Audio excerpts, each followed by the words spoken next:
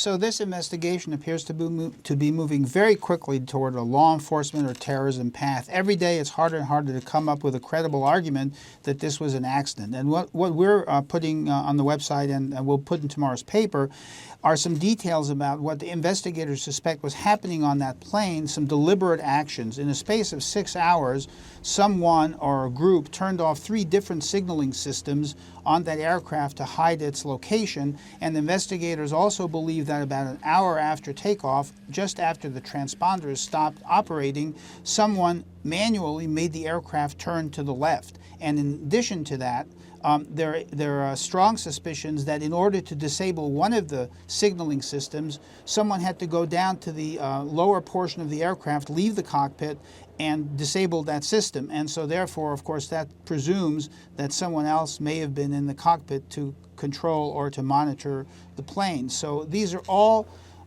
aspects that the investigators are really actively looking at, and it just adds much more ammunition to the notion that this is some kind of sabotage, terrorism, whatever you want to call it, but not an accident. And then, of course, it raises questions about who would have been involved. Was it the flight crew themselves or passengers on board the plane who tried to commandeer the plane? And that we simply don't know, correct? Well, that's right. It's very early, and I think everyone who's been looking at this agrees that investigators have a very long way to go to determine that. And also, your viewers should be aware that just because it becomes a criminal investigation, some of the challenges will not disappear. They'll get a lot worse. If the Malaysians are heading up the investigation, as is likely, their track record has not been stellar in leading the investigation so far. And so it's really going to be a tough task to make sure that it's a thorough and efficient and accurate investigation. And just today, Malaysian officials, I think, gave out the stunning information that they weren't sure that the plane had actually flown for 5 hours after the transponder was lost, when everyone else is basically looking at that data and they feel pretty certain. They feel certain that it flew for that period of time. And the search is now more than 1,000 miles to the west, over a huge area near the Indian Ocean.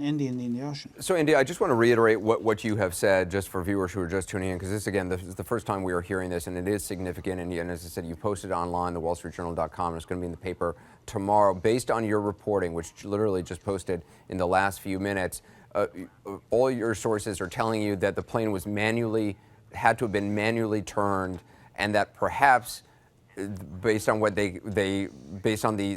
succession of communications devices being turned off, that likely 2 people had to have somehow been involved, someone to remain in the cockpit, someone to go below and turn off one of the communication devices. Certainly more than one person. I mean, it's very unclear who they are, where they were headed, what their purposes were, and it's very unclear where the plane is currently.